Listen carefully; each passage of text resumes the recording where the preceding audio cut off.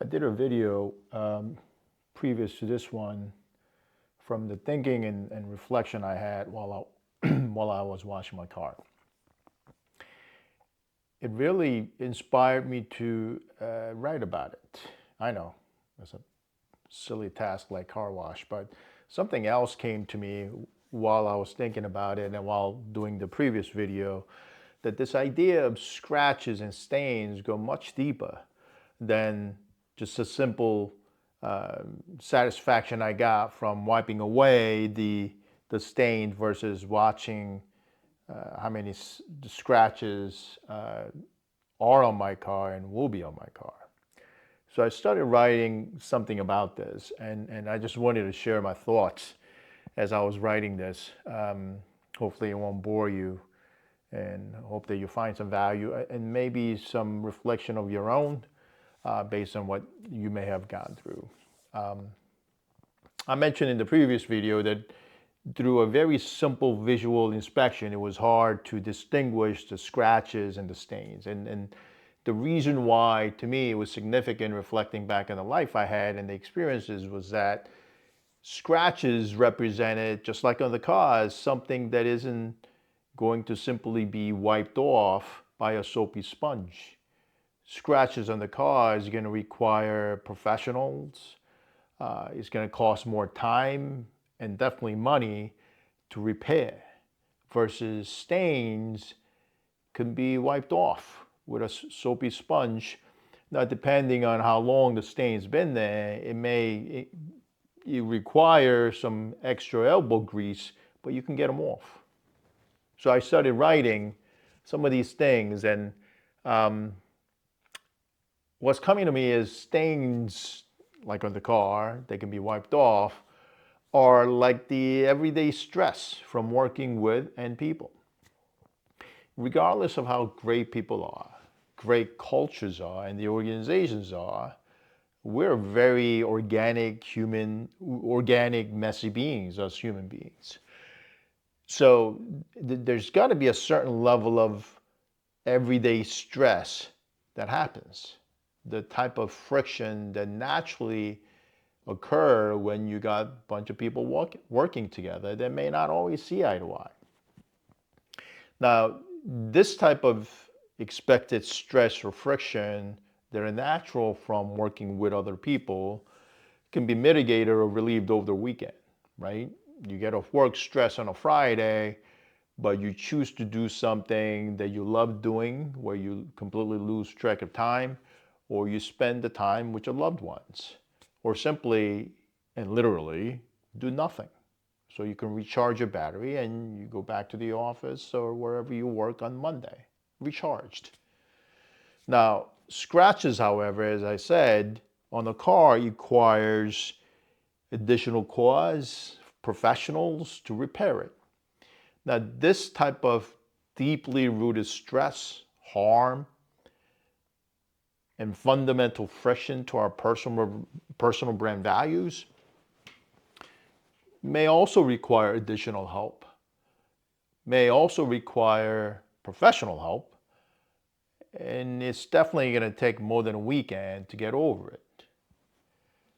Now, when these scratches that we experience are ignored, just like on the cars, it gets worse.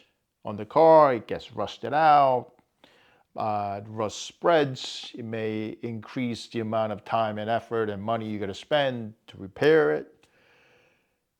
Just like in people, when these deeply rooted stress, friction, and trauma, and the fundamental misalignment of what you believe in and what people around you choose to do and what your organization is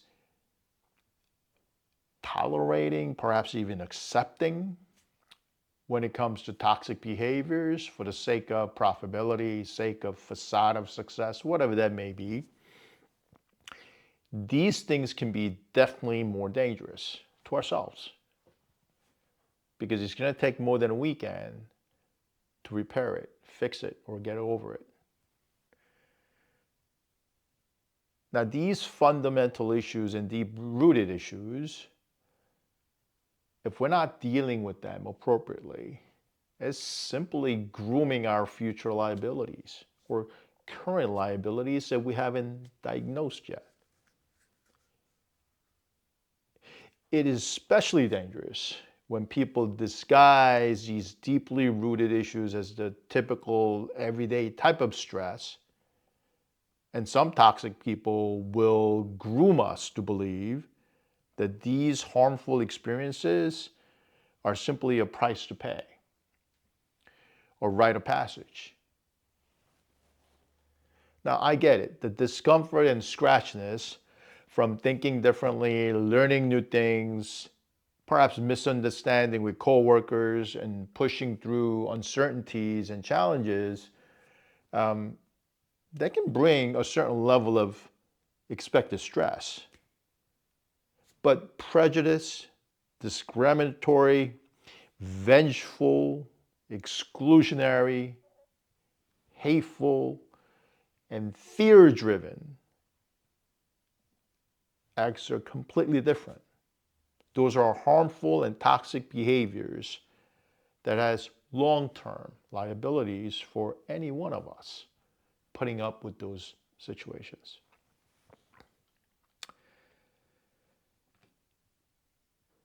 These acts will cut deep and damage us for a long time.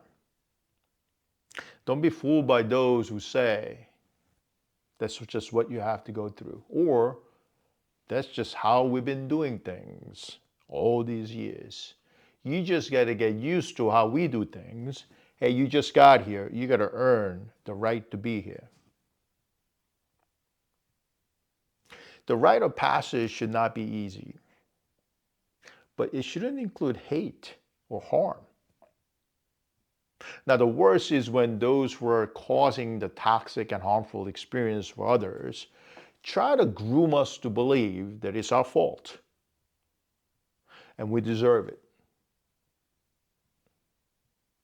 Sometimes they shine the spotlight on our reactions to what they did to us, shifting the focus on our reaction away from their toxic behaviors, away from owning the responsibility of what they've done. They will do everything in their power to avoid owning their own actions and taking responsibilities. Most often, they will double down and come after you,